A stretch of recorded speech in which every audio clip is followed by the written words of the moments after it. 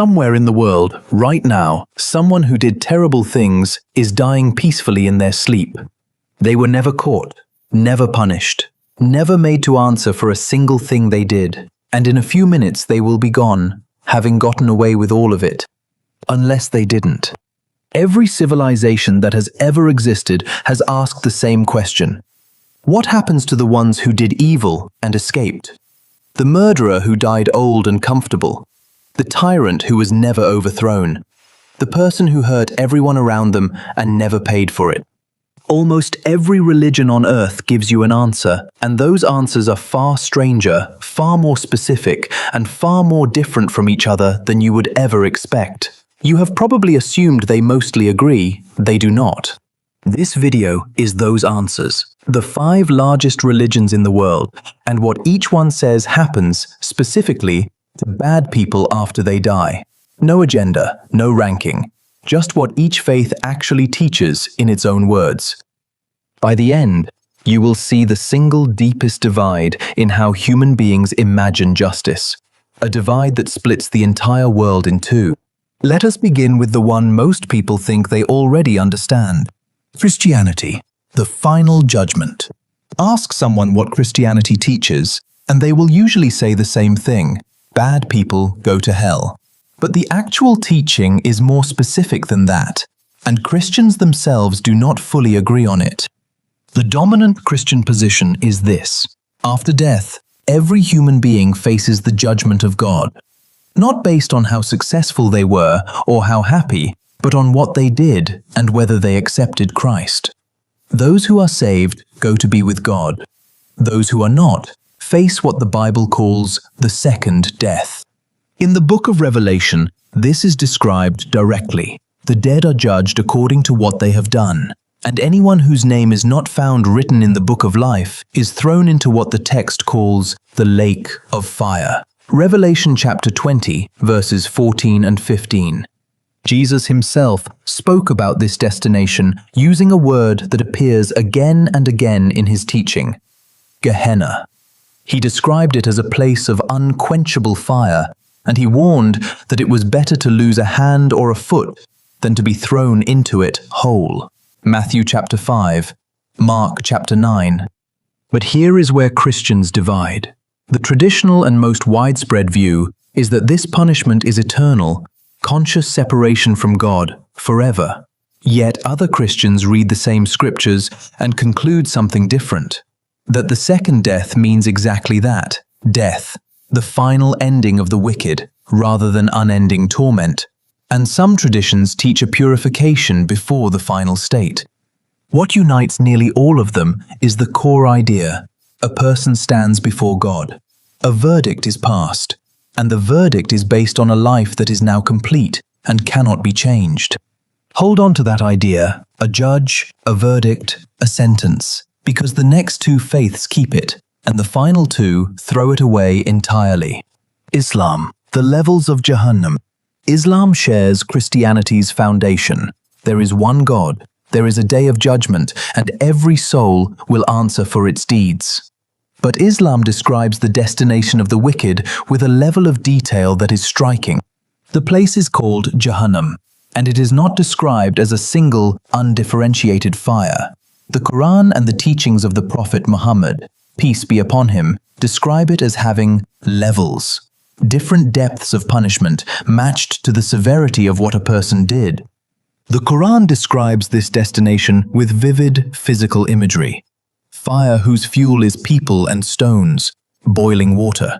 Shade made of black smoke that is neither cool nor pleasant.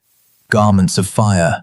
The imagery is deliberately overwhelming, meant to make the reality of consequence impossible to ignore. But there is a mercy woven into the Islamic teaching that many people do not know about. For many of those who enter Jahannam, it is not necessarily permanent.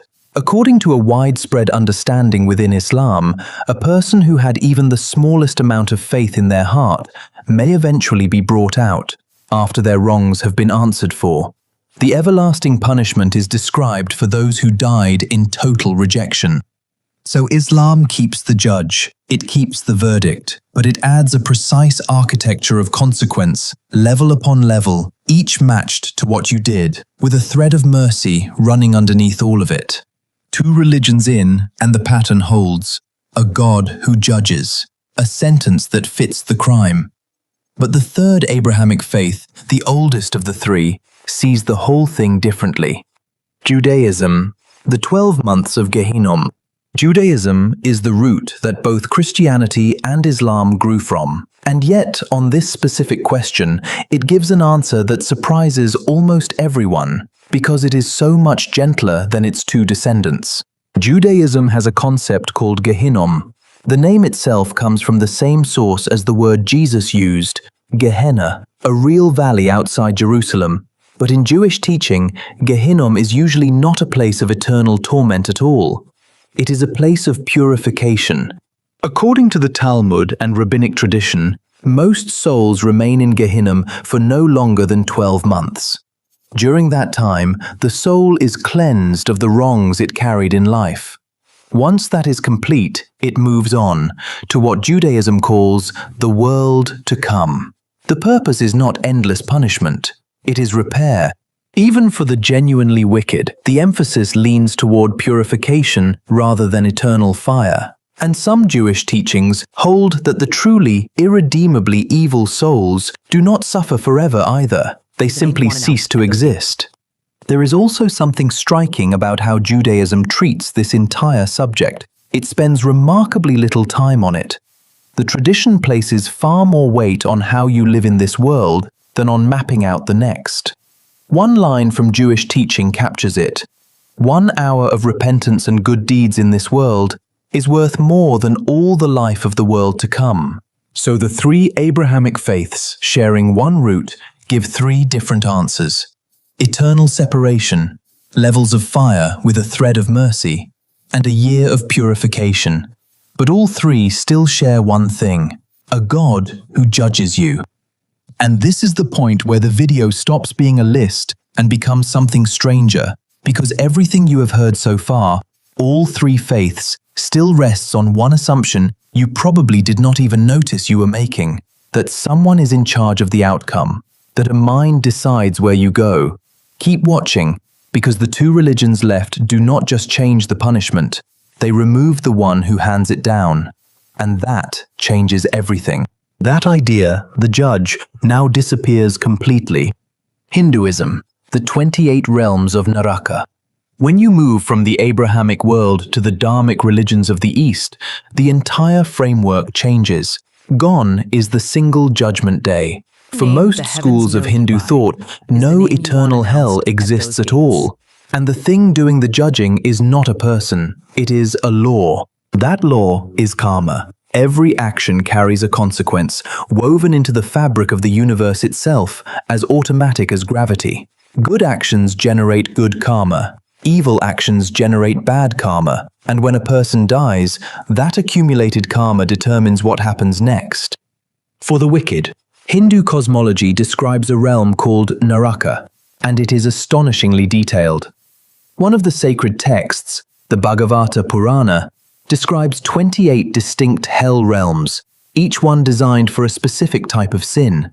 One realm exists for those who harmed others to feed themselves, another for those who cooked living creatures alive.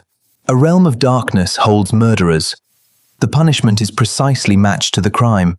Imagine for a moment that this framework is the true one.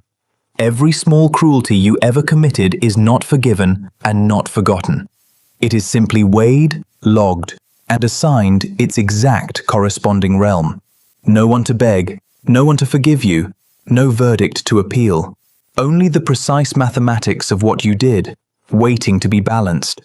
For a lot of people, that is a far more frightening idea than any fire. In some descriptions, a figure named Yama, the Lord of Death, weighs a person's deeds and directs the soul accordingly. But here is the crucial difference from everything before it. The stay in Naraka is temporary. Once the weight of the bad karma has been burned off through suffering, the soul is reborn, back into the cycle of life, to try again, in a new body shaped by what it earned. Naraka is not a sentence handed to you. Instead, it is a debt you accumulated, being paid off through suffering, and once the balance reaches zero, you return to the cycle, to live again. So the judge is gone, replaced by a law, and the eternal prison is gone, replaced by a cycle. The final religion takes this one step further and removes the last thing you might still expect to be there. Buddhism. The hells without a soul. Buddhism keeps the karma. It keeps the temporary hell realms, but it removes something so fundamental that it reshapes the entire idea of who exactly is being punished. In Buddhism, there are also realms of hell, also called Naraka. They sit at the bottom of the 6 realms of existence into which any being can be reborn. The God realm, the human realm, the animal realm, the realm of hungry ghosts, the realm of jealous demigods, and the hell realms. Where you are reborn depends entirely on the karma you generated. The Buddhist hell realms are described as realms of tremendous suffering, lasting for spans of time so vast they are almost beyond imagining. But, as with Hinduism, they are not eternal.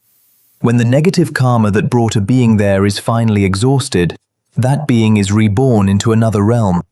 And no God is involved at any point. No judge weighs your deeds. No divine being passes a sentence on you. The being arrives in the hell realm purely through the natural, impersonal working of karma, the same way a stone falls when you drop it. But here is the part that makes Buddhism truly different from every other religion on this list. Buddhism teaches that there is no permanent self, no eternal soul, in the way the other faiths mean it. So the being that suffers in the hell realm is not a fixed, unchanging soul serving a sentence. It is a continuation of a process, a stream of cause and effect, flowing from one life into the next. There is no judge, there is no soul, there is only action and consequence, flowing onward until the cycle itself is finally broken. If you are finding this interesting, hit subscribe. This channel covers Islamic teachings and world religion content every week. So look at what these 5 answers reveal when you place them side by side. Christianity, Islam, and Judaism, the 3 faiths that grew from a single root, all keep one thing at the center: a God. A being who sees your life, judges it, and decides where you go. Whether that means eternal fire, levels of punishment with a thread of mercy, or a year of purification, the shape is the same. You stand before someone, and someone passes a verdict on you. Hinduism and Buddhism, the 2 great faiths of the East, remove the judge entirely. In their place is karma, an impersonal law woven into the universe that no one administers and no one can appeal to. You are not sentenced by a being. You are carried automatically to exactly what your actions earned. Eventually you are released and you return. This is the deepest divide in how humanity has imagined justice after death. One half of the world believes that in the end you will be judged, that a person of infinite knowledge will look at everything you did and pronounce a verdict. The other half believes there is no judge at all, that the universe itself simply returns to you exactly what you put into it, with the cold precision of a natural law, a sentence or a consequence, a judge or a mechanism, someone deciding your fate or your own actions deciding it for you, with no one there to appeal to.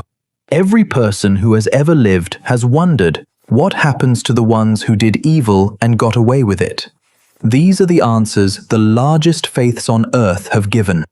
And which one of them is true is the single most important question you will ever consider.